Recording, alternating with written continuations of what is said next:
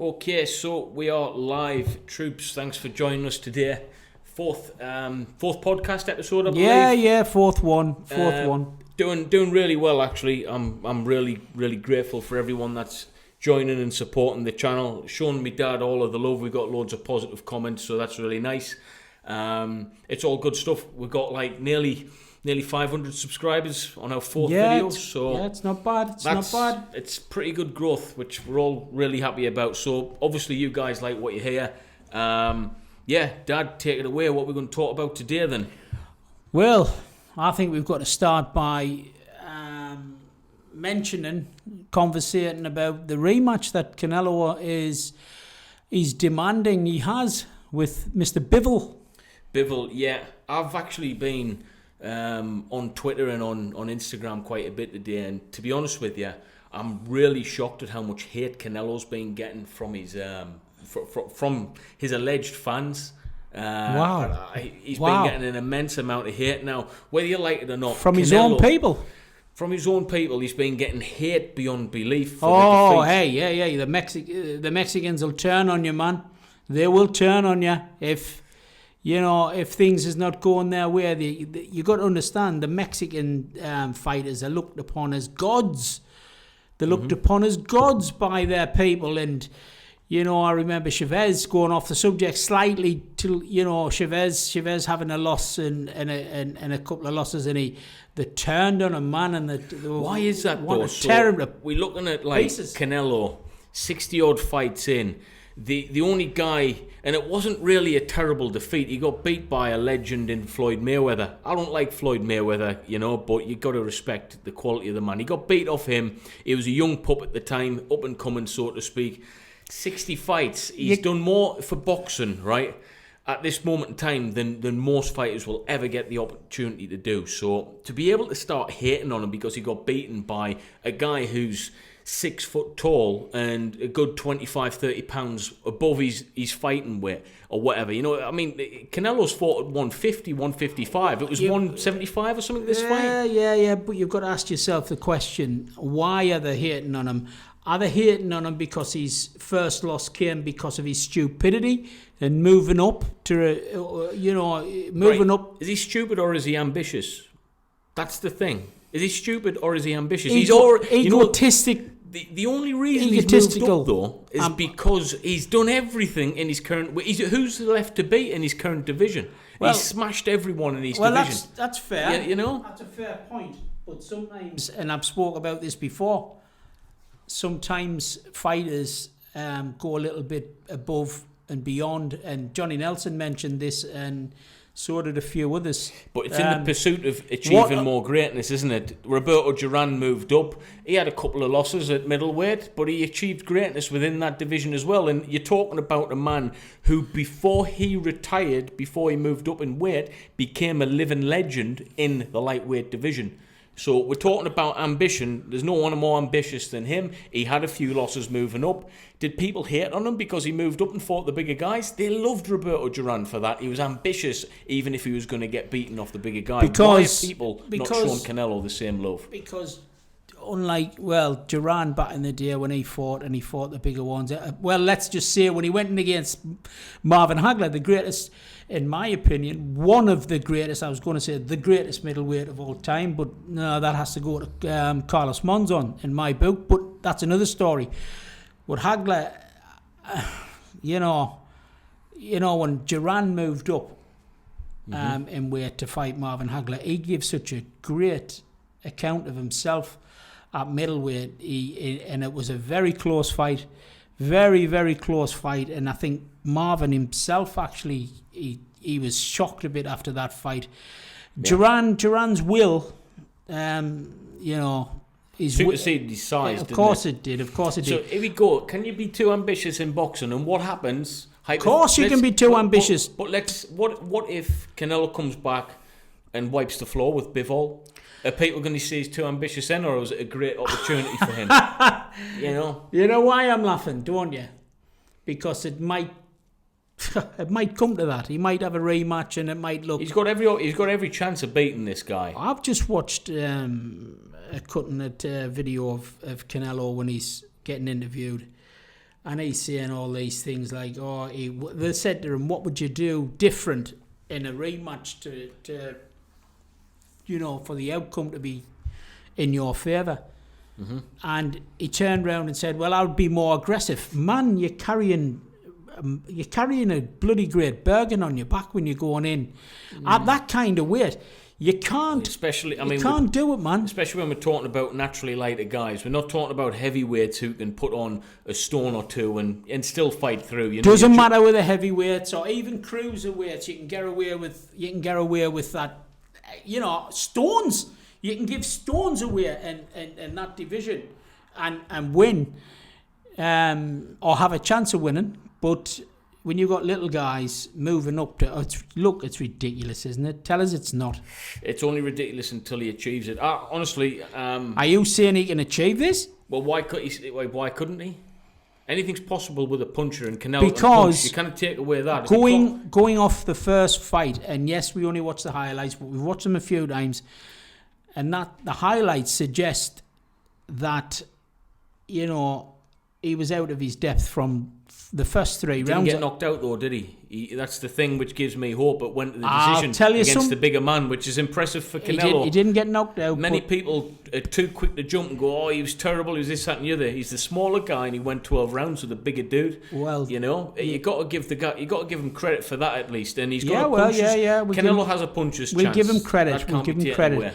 But his pride at this moment in time will be absolutely shattered, man. The Mexicans, they get once their own people start jumping on them and demanding this, that, and the other. And Canelo, do you know what? Canelo will probably be thinking to himself, do you know what? I might go into this rematch, but I don't think I can win. But I'll have to try and. It brings us back to the old conversation with Roberto Duran. He was more worried when he lost to Leonard about the people of Panama, and how they were. He was very deaf because he went there. He was a local legend in the local village and stuff. He was treated like a god there. So his biggest motivator to come back and to win these fights was the fact that he wanted to still be that for his people, and it was enough to make him come back and do great things. Now we're talking about Canelo. He's got that same level of pride, man. This defeat, right? He's been beat off Mayweather. Right. He's going to come back like a man possessed. If there's anyone who can train and who's got the CV to be able to go, you know what, I'm going to come back and at least have a good go. You've got to respect the guy for going in with a bigger dude, man. It's probably not as far-fetched after explaining it like the way you've just... After putting it the way you've just putting it, and he like says to himself, you know what, I'm going into this rematch and I'm gonna give it me all, and I think he risks getting knocked out this time. He risks also knocking the guy out. I don't think he can knock him out. He hasn't got the. He's not carrying the venom and the ferocity of his punches like in the lower weights. He's not doing it right. Bivol. As much as I didn't know much about him. I didn't know much about him at all. I've watched a bit of footage on him, and he has got one hell of a wallop on him, mate. He can knock you out. And I think in the first fight with Canelo, he went in and he showed him quite a lot of respect. And in a rematch, I don't think he will. I don't think he will. Why does he show that respect? Well, because you do, don't you, when you're think about it. Why is he showing the smaller guy respect? Well, because he might have been frightened in case he got banged out. Did you see the state of Bivol's arm? Have you seen that on an interview? No, he was covered up, right, and he was getting interviewed, and they says Canelo was hitting you with shots to the body, the arms and torso, waking him, he showed his arms. His arms were battered, and honestly, they were battered and bruised. And I was looking at that, going, crikey, if he can do that to the guy's arms. What's he going to do if he catches him to the face? He looked a little bit shot in that fight. Canelo didn't look the same. Whether that's because he's carrying a bit of extra weight. Of course it is. It's probably got something to do with it. But hey, let's just look at it this way. He's not going to move up any heavier than that. If he does, then I'll agree with you. He's stupid. But one thing's for sure, he can adjust to this weight a little bit better in the rematch, right? Yeah. I know we're going off the subject a little bit, but you should know this, what I'm going to explain, and you should know this. You boxed when you were boxing as a young lad, you always had your weight kept down, slim, and you're ready and going into championship bouts and fighting and all the rest of it. Then, going off that, when you went into the Royal Marines, let's say, you fought at cruiserweight for crying out loud. Well, and did you do all right? Did you hold your own? No, this is the thing. You can hold your own in sparring sessions and get a false. You can get a false account of how you're going to fare, right? I always in sparring fared really well with bigger guys, much heavier than me. I fared really well. When it comes to the Canelo effect? No, but this is the thing. But fighting and sparring, if people are watching this, don't realise it is two different things that you wouldn't believe. You'd think, well, really? Honest to God, fighting time and actual sparring time, two different things, man.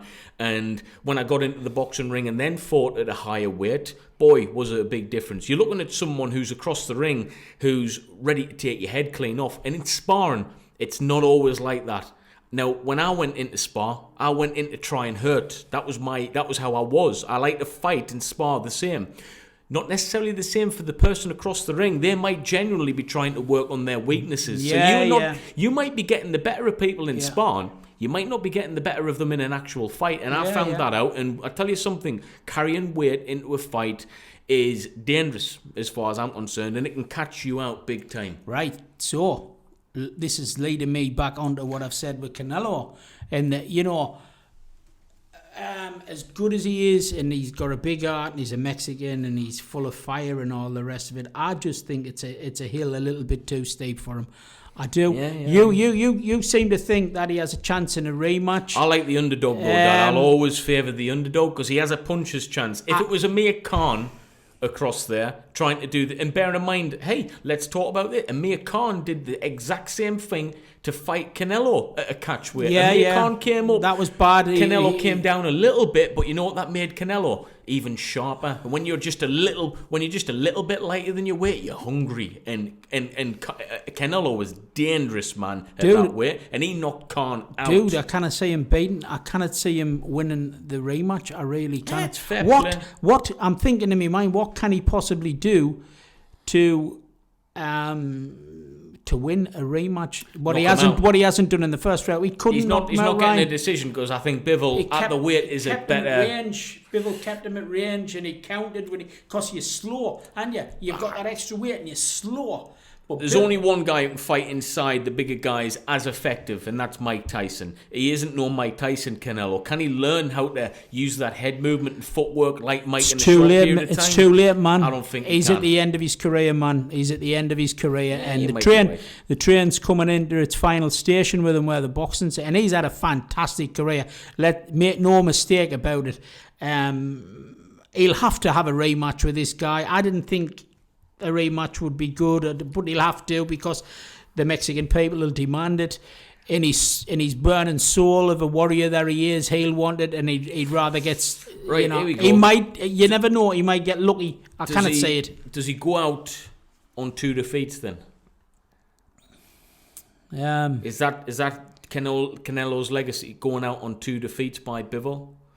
Do you think Eddie Hearn's going to allow that? I don't think Eddie's going to let that happen. I mean. I think, to be fair and to be absolutely honest, I think Canelo's, after the fight, he's thought to himself, my God, I've underestimated this guy.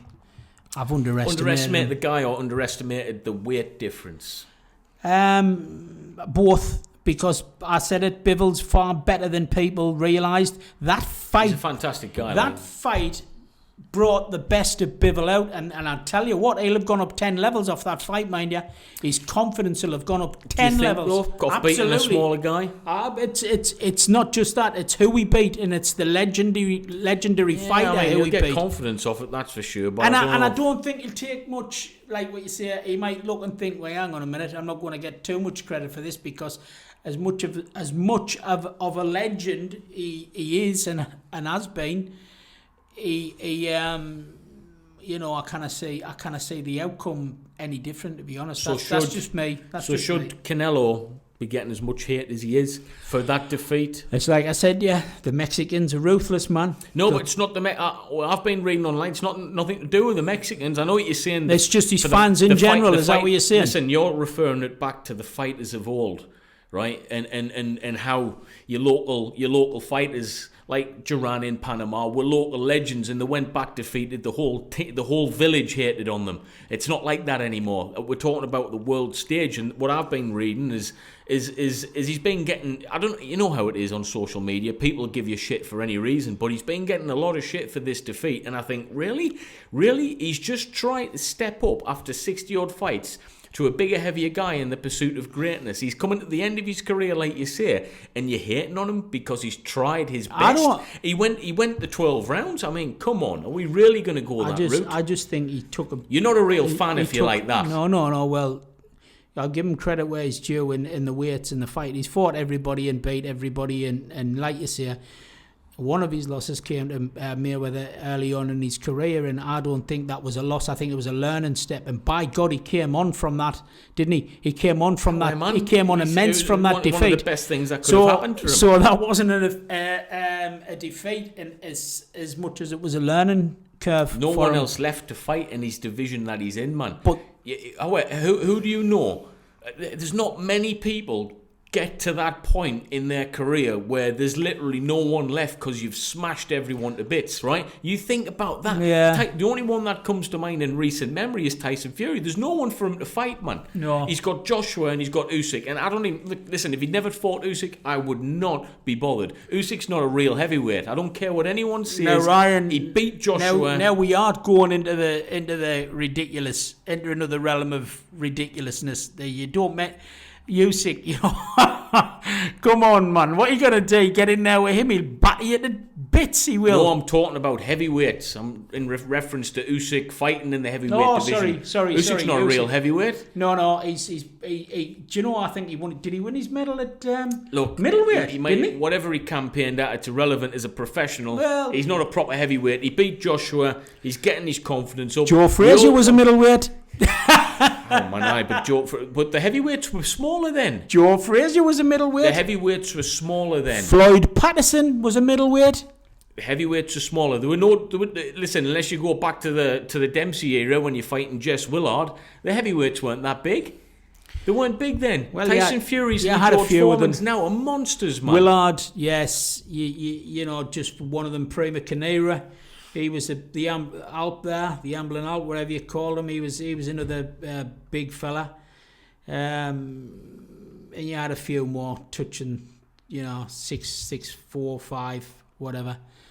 But like, yeah, size, weight.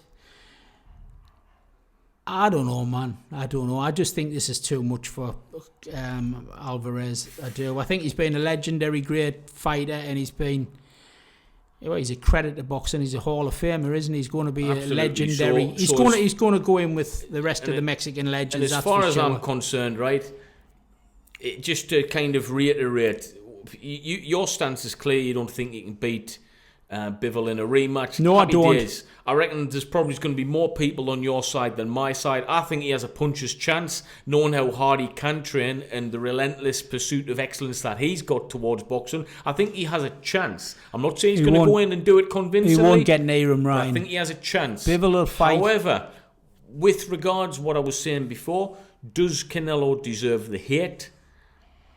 Absolutely not. No, he doesn't. No, in a sense. No excuse. I don't think it's hate, mind. I think they're embarrassed that he's doing this. It's kind of, to me, and it's just my opinion, it means nothing. I just think that the people are thinking, what are you doing? You are tarnishing your reputation, your brilliant reputation, by doing this. This is what's getting to people more than the fact that, you know, they're just saying, look, you don't have to do this, man. Why are you doing this, dude? Retire. God, retire and just be happy, man. I appreciate that. I can understand it, but hey, I like to give credit where due. Honestly, I like to think, well, he's been ambitious. He's went to fight a bigger guy. He might have won 3 rounds out of that fight. You love that, don't you? You love that ambitious thing. But the thing is, because though, right? You were like that, weren't you? No, you can't. Listen, you can't achieve anything just by plodding on. He could fight a bum a month right now in his current division. He's beaten everyone, and then what? Just destroy them all. He could have another 20 fights in his division and win every single one. Do you know, is he going to get more greatness from that, or is he going to be respected? He might not be respected now. 20, 30 years from now, when we're talking about him moving up in weight and getting his arse, handed to him, people are going to go, bloody hell, this guy was a legend in his normal weight, but look what he tried. He tried to even fight a weight or two above. Now that deserves respect. You'll always have that. You'll always have that. I mean, in the 50s and 50s and 40s. I think people 50s. love the fighters more than Dad. We've got casuals You now had Henry, online giving people shit. But we loved our fighters, even if they got beat. Look at you get on about our what was he called? Oh, I can't remember. Henry Cooper. Man, people loved Henry. He got his arse handed. It didn't matter if he got beat or if Frank Bruno. People loved him more after he got beat off Mike Tyson. He was ambitious. Do you know Cooper? Going on to Cooper, I know Henry was great, and his brother George fought as well. His twin brother. I don't know if a lot of people might not know that, but yeah, he had a twin brother George, and they both fought. But Henry, when he fought that man on the wall right there behind you, and he that fight what he had with Cooper, it was an eliminator. Sonny Liston. Aye, but I tell you what, it's a good job he didn't get beat off Ali. Listen, man. Cooper's trainer, when Cooper got banged out with that hook there, and he flattened away. Ali got banged out. Sorry, banged Ali out, then Ali cut him to shreds in the next round, stopped him, and Cooper's trainer with that left hook. Well, there was controversy there. They said Dundee split his glove and let's look at the rules here. What do you reckon should have happened with that fight? Because he knocked Ali out, didn't he? Well, I think Cooper's corner were so happy that it didn't, because he would have had to fight Sonny Liston, and Sonny Liston was destroying Cooper. Of course he was. Honest to God, it's sometimes in boxing, right, folks? Doesn't matter how good you are, weight counts. And I tell you something, there's nobody, me and I can guarantee my dad will speak highly of him. There's no one we love in boxing more than Joe Frazier, right? Capable of beating anyone, but he wasn't. A lot of people don't know this.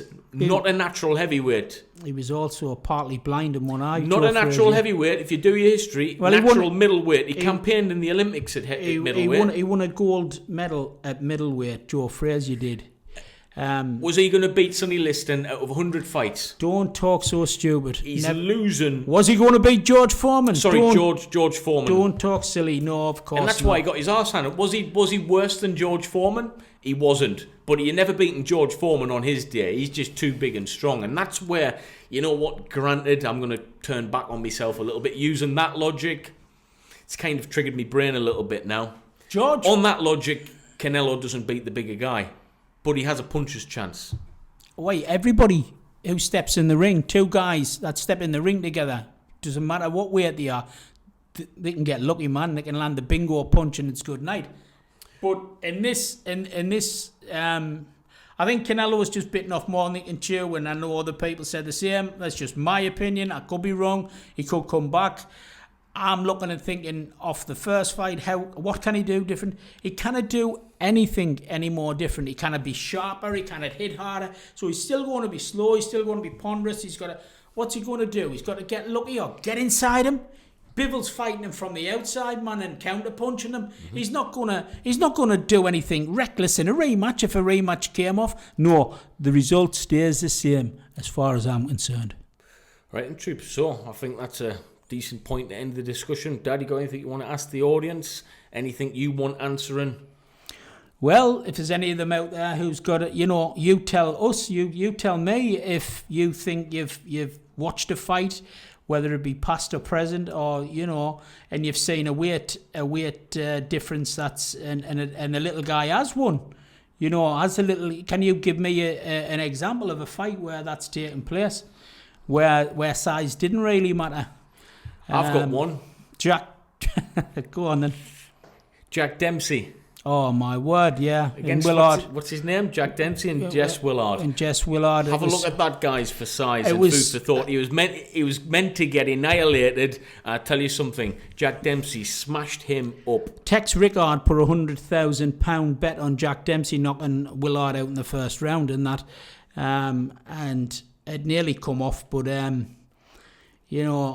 was well.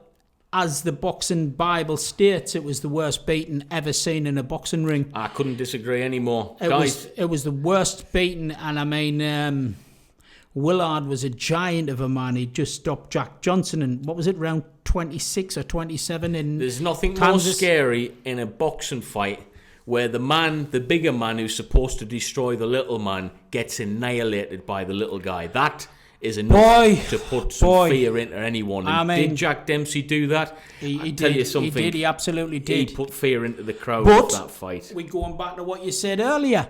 When you've got two heavyweights at a certain, and I mean, Dempsey wasn't the biggest of heavyweights.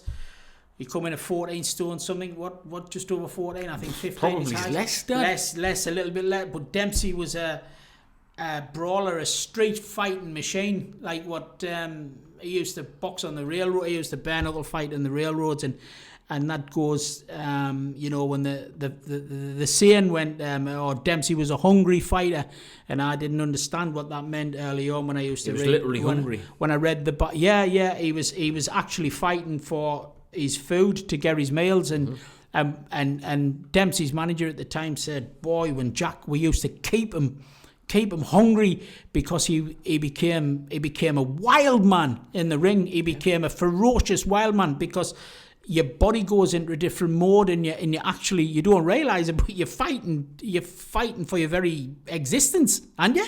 Tell us." Yeah, I can't disagree. Haven't been there myself, guys. I think we're going to wrap it up there. If you like these videos, kindly hit that like button. Subscribe if you haven't already. It really does help us out. Let's get to 1,000 subscribers soon. We need your help to do it. I think we can be the greatest British boxing podcast, British Bulldogs in the United Kingdom. And when we say we're going to try our best, we mean it, guys. But the best is yet to come. It certainly is. The best is yet to come. But mark my words. Whatever you're doing, guys, thanks for joining us. Dad, Thank you very kindly. Thank you. Take it easy, guys.